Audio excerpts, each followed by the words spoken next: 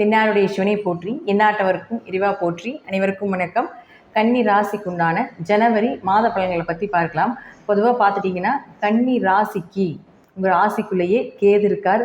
கேதுவனுடைய தாக்கம் இன்னும் 5 மாத காலங்கள் இருக்குது அப்படிங்கிறதா உண்மை. அதே போல் இந்த கேது அப்படின்னு சொல்லக்கூடியவர் மன விரக்தி, சன்னியாசி கிரகம். அவர் சன்னியாசித்தனத்தை கொடுத்துருவார். அப்போது எதுலேயுமே ஒரு பற்றற்று இருக்கக்கூடிய நிலை, குடும்ப ரீதியாக, பணம் ரீதியாக, பொருளாதார ரீதியாக நிறைய பிரச்சனைகளை சந்தித்து கொண்டிருக்கக்கூடியவர்களாக இருந்தாலும் கூட ஆன்மீக ரீதியாகவும் இறை வழிபாடு ரீதியாகவும் நிறைய புதிய புதிய விஷயங்கள் மைண்டில் ஓடிக்கிட்டே இருக்கும். இதெல்லாம் உங்களுக்கு சக்ஸஸ் கொடுக்கும். நிறைய பேர் உங்களுடைய வாழ்க்கையில் இப்படி இருங்க, அப்படி இருங்க அப்படின்னு நிறைய பேர் அட்வைஸ் பண்ணக்கூடிய ஒரு அமைப்பு எல்லாமே இந்த கேது ராசிக்குள்ளே இருக்கும் பொழுது நடக்கும். ஆனால் குடும்ப ரீதியாகவும் குழந்தைகள் ரீதியாகவும் பொருளாதாரம், பணம் சார்ந்த, தொழில் சார்ந்த விஷயத்தில் எல்லாத்துலேயுமே தடை, தாமதங்கள், மன விரக்தி, ஒரு வழிகள், ஒரு வேதனைகள் அப்படிங்கிறது கேது உங்கள் ராசிக்குள்ளே இருக்கும் பொழுது நடந்து கொண்டு தான் இருக்கும் அப்படிங்கிறதுலேயும் மாற்றம் இல்லை.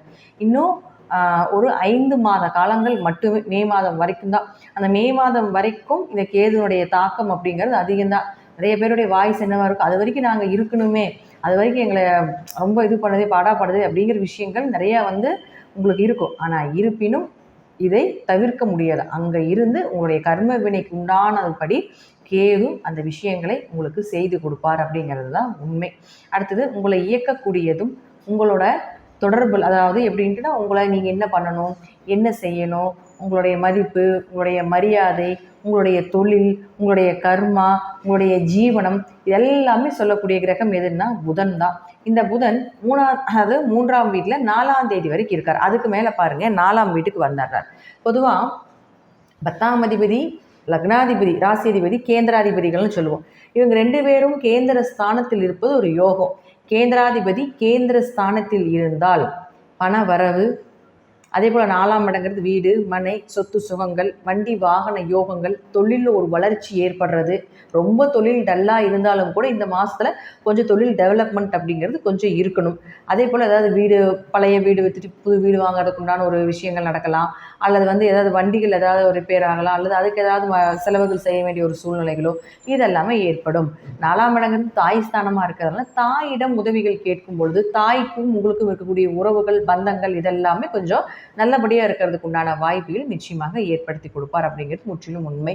அடுத்தது சுக்கிரன். இந்த சுக்கிரன் அப்படின்னு சொல்லக்கூடிய பாருங்க 2 மற்றும் 9ஆம் அதிபதி. இந்த 2 மற்றும் 9ஆம் அதிபதியான சுக்கிரன் உங்களுடைய ராசிக்கு 6ஆம் வீட்டில் நிற்கிறார். பொதுவாக 2ஆம் அதிபதி 6ல் போய் நிற்கக்கூடாதுங்க. அது 6ஆம் அதிபதியோடு நிற்கிறதுனால கொஞ்சம் வரக்கூடிய பணம் கடனுக்காகவோ, நோய்க்காகவோ, மருத்துவ செலவுக்காகவோ, அல்லது வேலை தேடுறீங்களா, வேலை வாய்ப்புகளுக்காக ஏதாவது செலவு செய்ய வேண்டிய ஒரு அமைப்பை ஏற்படுத்தி கொடுக்கும். அப்போ அவரே பாருங்கள், இந்த சுக்கிரன் 9ஆம் அதிபதியாகவும் இருக்கிறதுனால தந்தைக்கு ஏதாவது மருத்துவ செலவுகளோ, அல்லது உங்களுடைய நீங்கள் யார் குருவாக நினச்சிட்டு இருக்கிறீங்களோ அவர்களுக்கு ஏதாவது ஒரு மருத்துவ செலவுகளோ, அவர்களுக்கு ஏதாவது ஒரு உதவிகளுக்கு மூலமாக செலவு செய்ய வேண்டிய ஒரு சூழ்நிலைகளோ ஏற்படுத்தி கொடுக்கும்.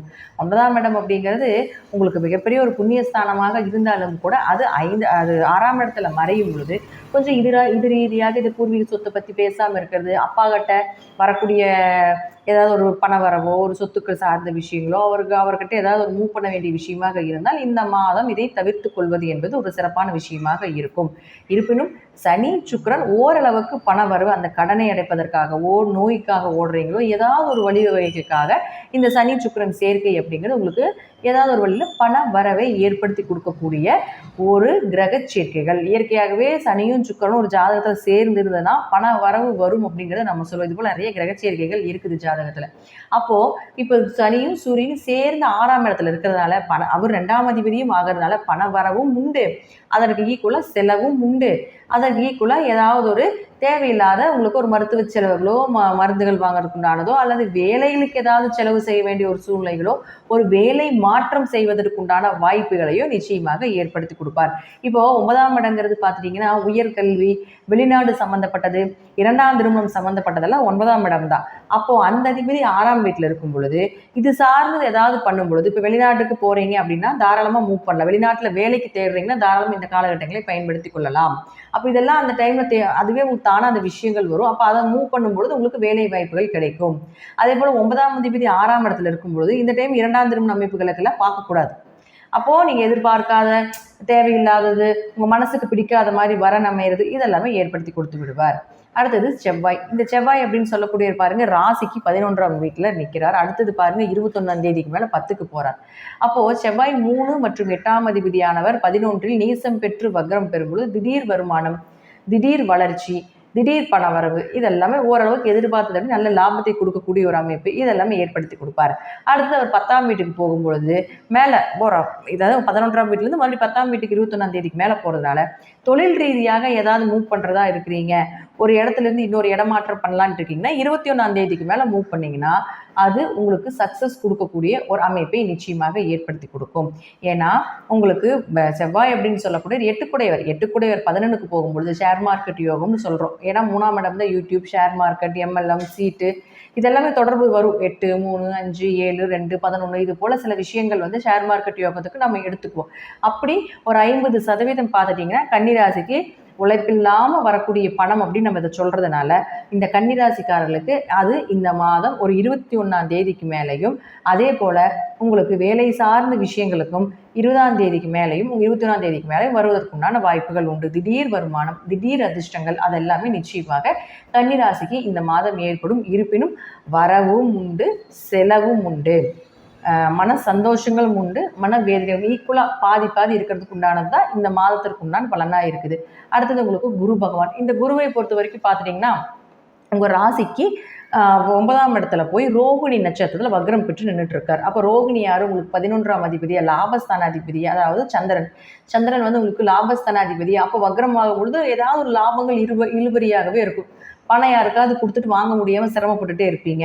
இதெல்லாமே பிப்ரவரி 4ஆம் தேதிக்கு மேலே உங்களுக்கு நடப்பதற்குண்டான வாய்ப்பையும் ஏற்படுத்தி கொடுப்பார். சனி பகவான் இயற்கையாகவே 5 மற்றும் 6ஆம் அதிபதி அதிர்ஷ்டம் மற்றும் நோய் ஸ்தானாதிபதியாக இருக்கிறதுனால 5, 6 கூட 6ஆம் வீட்டில் இருக்கும்பொழுது எதிரிகளை ஜெயிச்சு மேலே வரக்கூடிய ஒரு அமைப்பு இந்த மாதம் மட்டும் இல்லை, இந்த வருடம் முழுவதும், மார்ச் மாதம் முழுவதும் இருக்கிறதுக்கு உண்டான வாய்ப்புகளும் உண்டு அப்படிங்கிறது நான் சொல்லிக்கிறேன். இது எல்லாமே உங்கள் ஜாதகத்தில் தசாபுத்திப்படி நான் சொல்லக்கூடிய கருத்துக்கள் சிறிது மாறுபடலாம்.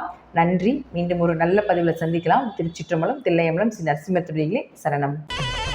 ஸ்ரீ குபேரன் டிவியை பார்த்தமைக்கு நன்றிகள். மேலும் இது போன்ற தகவல்களை தெரிந்து கொள்ள ஸ்ரீ குபேரன் டிவியை சப்ஸ்கிரைப் செய்யுங்கள். மறக்காமல் பெல் ஐக்கானை கிளிக் செய்யுங்கள்.